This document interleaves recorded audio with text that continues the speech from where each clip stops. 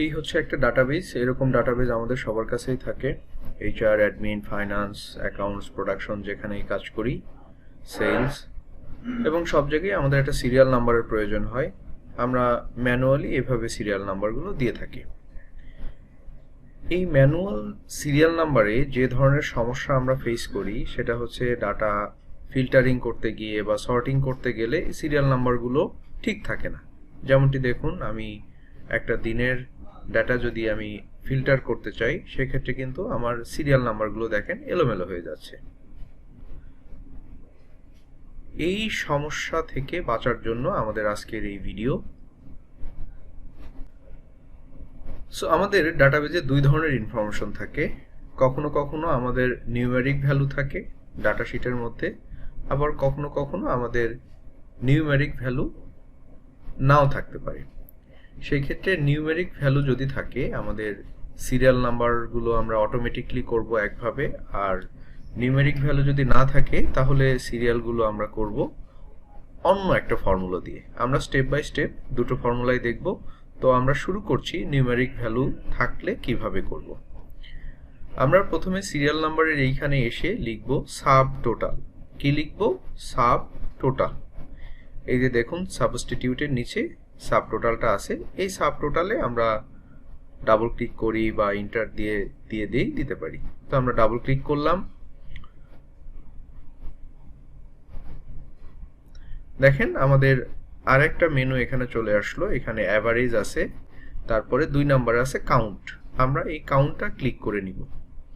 দেখেন এখানে নেয়ার পরে এই যে দেখেন একটা বোল্ড হয়ে আছে ফাংশন আন্ডারস্কোর নাম। তাহলে সেই এটার পরে আমাদেরকে একটা কমা দিতে বলেছে, আমরা কমা দিলাম এবং রেফারেন্স অন আমরা নিয়ে নিলাম আমাদের প্রথম আইডিটা। তারপরে আমরা একটা কলন দিব এবং কলন দিয়ে আমরা প্রথম আইডিটা আবার সিলেক্ট করে নিব।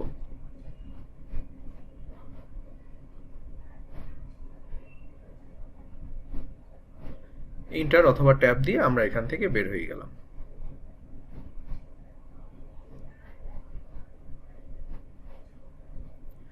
দেখেন আমরা 1 পেয়ে গেলাম। এটাকে যদি আমরা সিরিয়াল নাম্বারের মতো টেনে দিই কি হয়, সেকেন্ড রোতেও কিন্তু আমরা আবার অনই পেয়ে যাচ্ছি।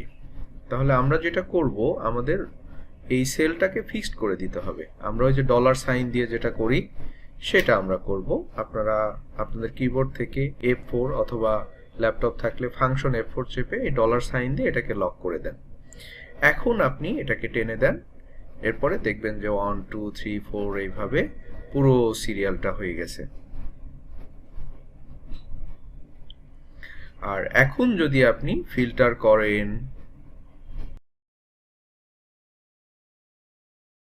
এই যে দেখুন আমি সানডেটা ফিল্টার করে নিলাম। দেখেন সাথে সাথে আপনার সিরিয়াল নাম্বারগুলোও কিন্তু অটোমেটিকলি চেঞ্জ হয়ে যাচ্ছে। আপনি অন্য একটা ডেট নেন, আমরা সানডের জায়গায় আমরা জাস্ট ফর এক্সাম্পল আমরা স্যাটারডে নিলাম বা ফ্রাইডে নিলাম। দেখেন সাথে সাথে কিন্তু আপনার সিরিয়াল নাম্বারগুলো চেঞ্জ হয়ে যাচ্ছে। তো এটা হলো আপনার যখন নিউমেরিক ভ্যালু থাকবে তখন। এখন নিউমেরিক ভ্যালু নাই, শুধুমাত্র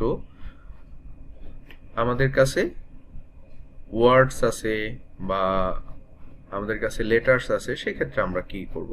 সেক্ষেত্রে দেখেন যদি আমরা কাউন্ট দিয়ে আগের মতো করি, কাউন্ট, এরপরে আমরা কমা দিলাম, কমা দিয়ে আমরা রেফারেন্সের নিলাম, কোলন দিয়ে আবার ওই সেলটা সিলেক্ট করে নিলাম এবং আমরা ইন্টার অথবা ট্যাব দিয়ে বের হয়ে গেলাম। দেখেন এখন কিন্তু আর নিচ্ছে না, জিরো হয়ে আছে।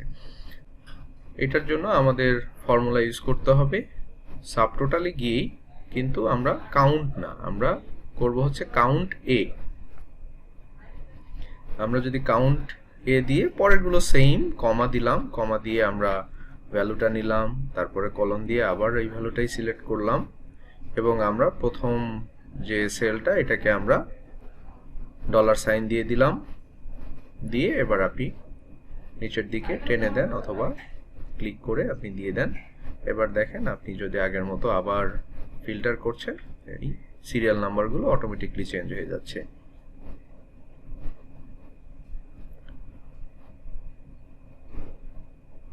So thank you all.